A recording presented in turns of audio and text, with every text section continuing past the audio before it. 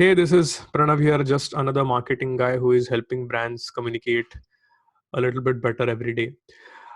Today, I want to talk about this one particular brand which has a really weird lead magnet. And so, if you are a coach, an expert, or any sort of a teacher who is who's looking to sell digital products, I think this video is going to be helpful. It's going to change the way you look at marketing, at least a little bit. Like I said, this particular brand, the name of which is Breakthrough Guitar. It's by this guy named Jonathan Boyd, and what they have done is that they have broken all the conversion rate optimization rules and used a lead magnet which is very, very different. And this business is a serious business. It's making six figures of a monthly recurring revenue. And so it's something, I mean, of course, it just seems that this approach that they have used seems to be working out for them. All right, so now let me just start sharing my screen and take you through the lead magnet and just show you what they're doing and how it is different from most of the conventional wisdom out there. So this is the website, and the lead magnet that he uses typically is this one. Okay, there's this free course, the ultimate lead guitar light bulb moment. So when I click on this, I'll just click on this. So this is the landing page, and this is the landing page for any new person. So basically, if when he's running Facebook ads, the user, when he clicks on the Facebook ads, will land on this particular page. Now, if I'll just very, very briefly review this page. Firstly, as you can see, there is no opt-in form here, which is crazy, right? Because usually the conversion rate optimization experts would tell you that, okay, you don't want to lose out on customers, so have an opt-in form here, which is not the case here. Okay, it just has a headline which says the great guitar theory trap.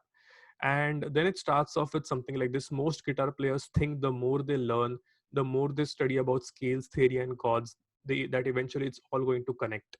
They are wrong. uh, so now this is like a hook, I would say, which gets the right people into this, that okay, the most guitar players think the more they learn. Okay, and so if I am a guitarist who has been, let's say, now just know that this is for a very, very specific audience. It's for people who are already into learning guitars, but they have kind of hit a plateau, they feel a little stuck. And so this headline is intriguing: the great guitar theory trap. And then it says most guitar players think the more they learn, the more they study about scales, that it's all going to connect. If someone who's already stuck, I'm going to connect with this.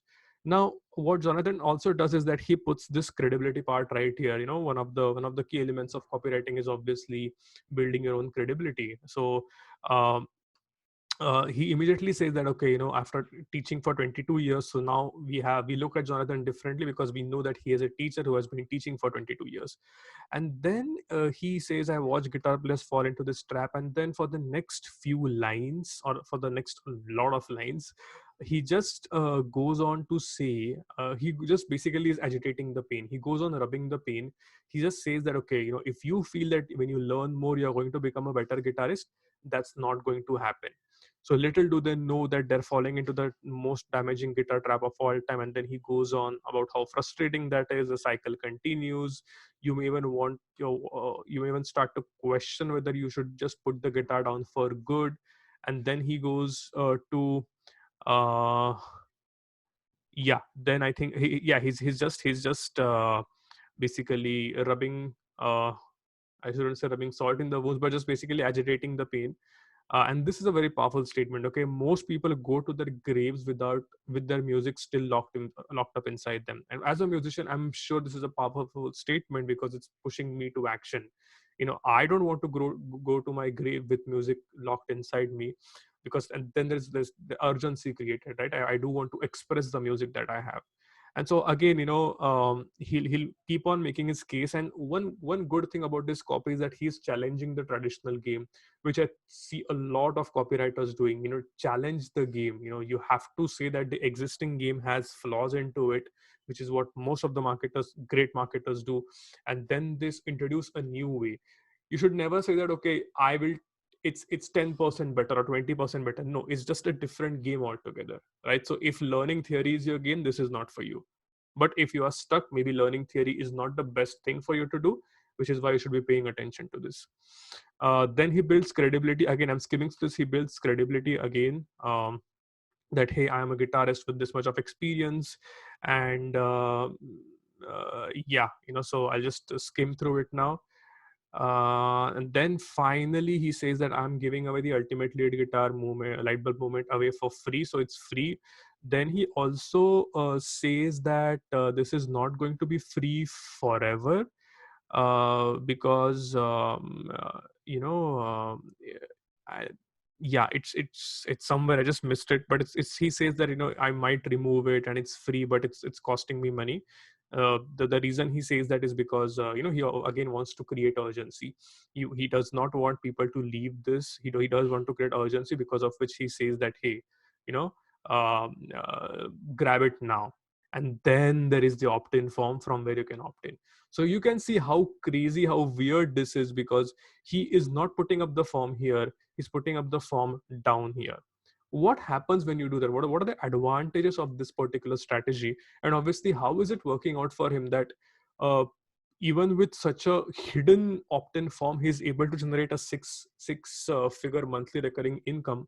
Well, he's the reason it's working, let me just give you a bulleted point answer. One, it repels the people who are not interested.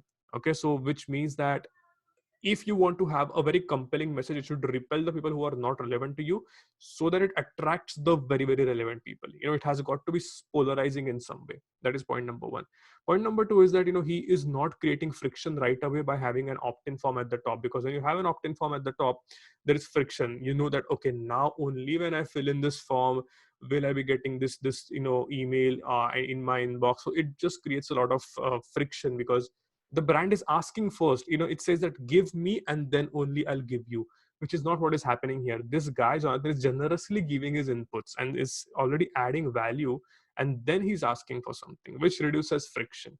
Thirdly, now when Jonathan sends me an email, when I subscribe to this lead form, I will open all the emails. Why will I open all the emails? Because this is not a generic lead magnet which was right at the top, where I did not have any trust with Jonathan. I simply wanted to download this ebook or this course, because of which I entered my email ID. I didn't really care about Jonathan. I didn't really care about the brand.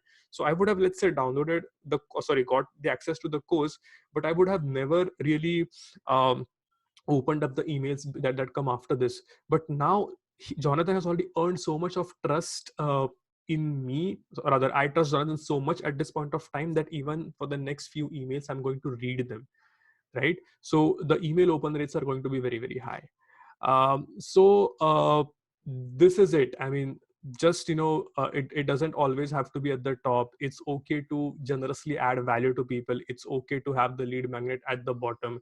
It's absolutely okay to have like a generous approach to your business, and it's okay to turn off irrelevant people. Not everything is about good good conversion rate optimization. So I hope that this really weird lead magnet gives you a few things to think about. At least it did for me. All right. So that's it from my end today. Thanks for watching.